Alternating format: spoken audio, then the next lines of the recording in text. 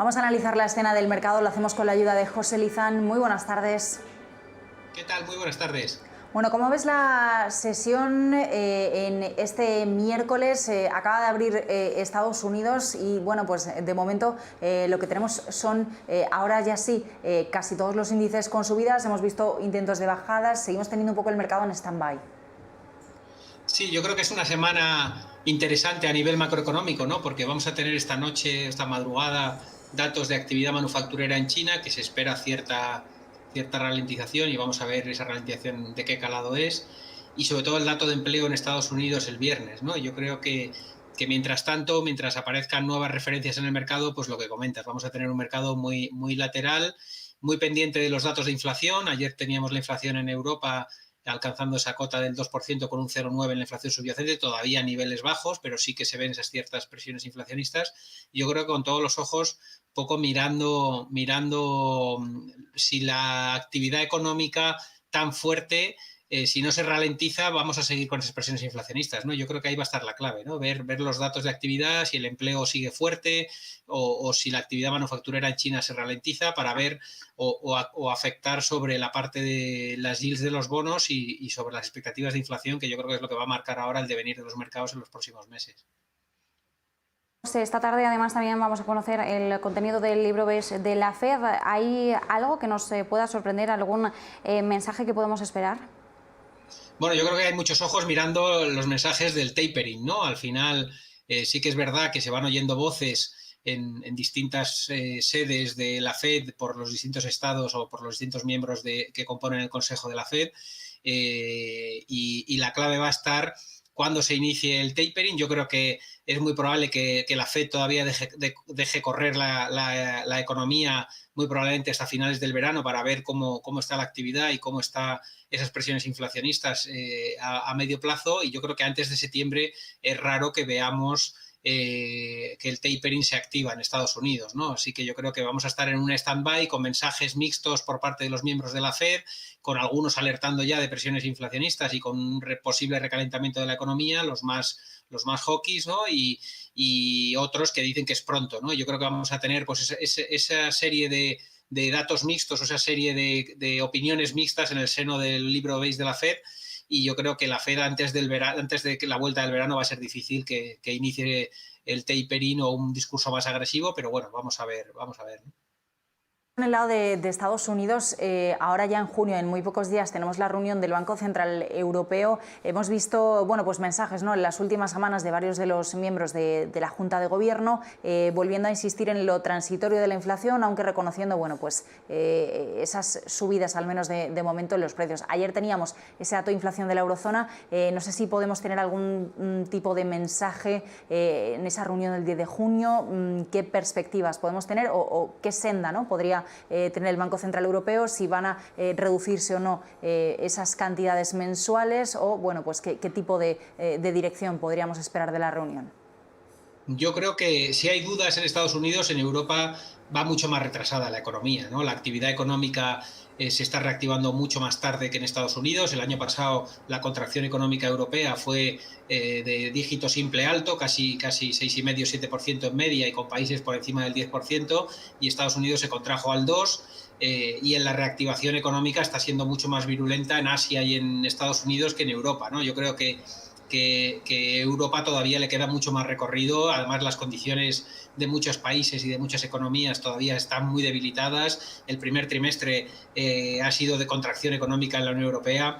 El discurso del vicepresidente de Luis de Guindos ha sido que ni hablar de tapering, que el BCE va a seguir apoyando y que queda mucho para hablar de tapering. Yo creo que con los datos que hay de actividad y de inflación en la eurozona, hablar de tapering en Europa es muy prematuro, ¿no? Y creo que vamos a tener una política acomodaticia durante mucho tiempo, con acceso a financiación barata durante mucho tiempo, aunque sí que es verdad que los países más fuertes, ¿no?, al final, en esa no heterogeneidad de la eurozona, sino homogeneidad en la heterogeneidad de la eurozona, pues sí que hay países que ya la inflación está por encima del 3, y vamos a ver pues distintas voces en función de los países, ¿no? Pero yo creo que el BCE dista mucho de comenzar a hacer un tapering y va a ir muy por detrás de Estados Unidos, desde luego.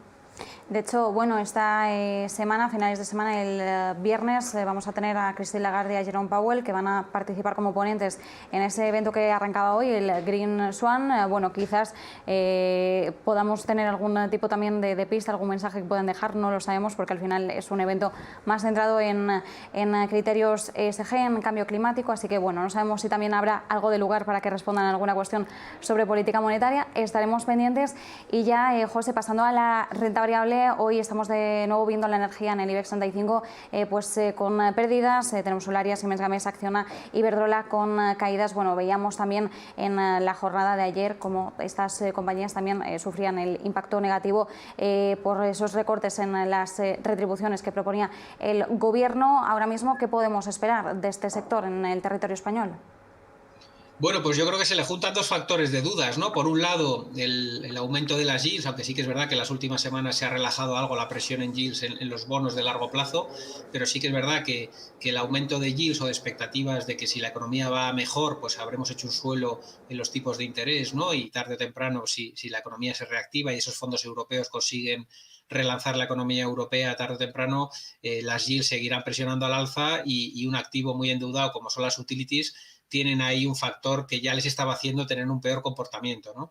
Si a eso le unimos inseguridad jurídica o una nueva intervención en un negocio regulado como es el de la electricidad por parte del gobierno en favor del consumidor y en detrimento de las eléctricas, pues evidentemente mete algo de presión, aunque sí que es verdad que la medida que han tomado, yo creo que con las caídas de cotización que ha habido y el impacto que tienen las compañías ya estaría bastante descontado, ¿no? Al final es un impacto de 1.000 millones en general al sector, que se concentra 600 prácticamente entre Iberdrola y Endesa, sobre todo en Endesa, ¿no? Que es la más damnificada o la más perjudicada por la fuerte exposición a nuclear. Y prácticamente pues de esos 1.000 millones 600 recaen entre las dos, ¿no? Entonces yo creo que sobre todo lo que genera es cierto ruido, cierto inquietud por la injerencia una vez más regulatoria del gobierno en detrimento de las eléctricas y en favor del consumidor, con lo cual es un dato negativo, desde luego, ¿no? para el sector. Pero como digo, yo creo que el impacto es limitado, la cuantía es limitada y no es un cambio estructural en la regulación que pueda dañar de fondo, al menos lo que han anunciado por ahora, al sector, ¿no? Sí que es algo, pues, un pequeño ajuste que va en detrimento de dos compañías muy concretamente, como son Iberdrola y Endesa, y sobre todo en contra de la energía nuclear, que va muy en línea con la línea del gobierno, que es más un gobierno verde, ¿no? Buscando las renovables y penalizando un poco a los activos amortizados y muy longevos anteriores a 2005. Queríamos preguntarte también por cómo ves el petróleo. Hoy, bueno, pues seguimos viendo alzas quizá un poquito menores de las de ayer, ¿no? Después de lo que nos decía la OPEP.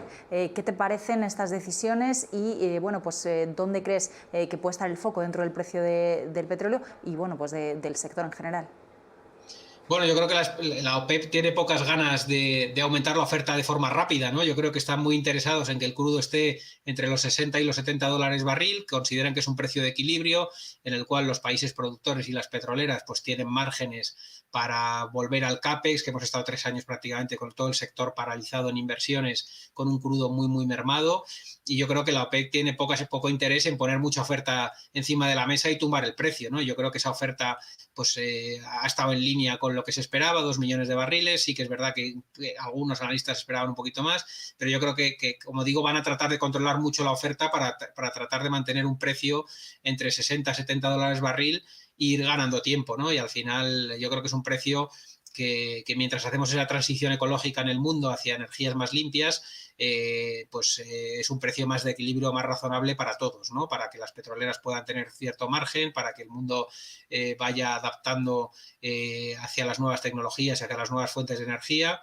Y yo creo que la OPEC va a ayudar a que esa oferta esté controlada y no haya un exceso de oferta en el mercado que permita tumbar el precio, ¿no? Yo creo que esa caída de precio vendrá pues cuando todo el CAPEX de las petroleras, que se está reactivando en muchos procesos, pues dé sus frutos, pero yo creo que queda todavía 3 o 4 trimestres para que empezamos a ver una mayor capacidad de bombeo y una mayor capacidad de oferta en el mercado de crudo, así que yo espero un crudo entre 60 y 70 dólares, más bien tirando a la baja, más hacia los 60 que a los 70, a medio plazo, ¿no?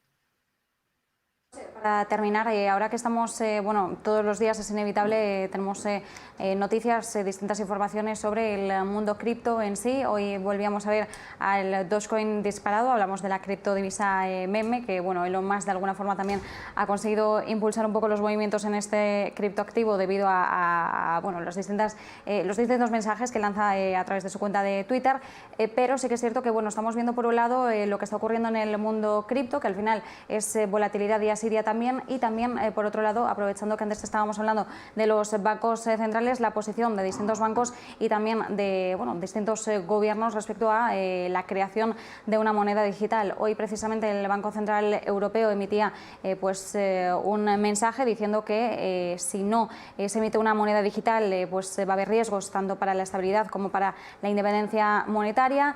Por otro lado, estamos viendo como Rusia o como China también están tomando fuertes avances en esta vía.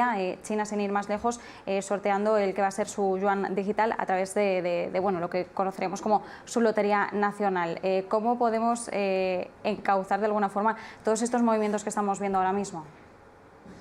Bueno, yo creo que está claro que por un lado el mundo va hacia las divisas digitales, ¿no? Y a la tendencia de fondo, o la macro tendencia es a que desaparezca el dinero en efectivo, aunque es difícil, porque en el mundo desarrollado es fácil, pero en el mundo subdesarrollado es complicado porque no todo el mundo tiene un acceso a elementos digitales, aunque a través de la telefonía en África o en Asia sí que se utiliza mucho en los wallets, ¿no? o el dinero digital, ¿no? Pero sí que es verdad que pensar un mundo con dinero, sin dinero en efectivo en el mundo desarrollado es factible en unos años, en el mundo no desarrollado es más complicado, ¿no? Pero bueno, la macro tendencia de fondo, como digo, es hacia la digitalización de la divisa.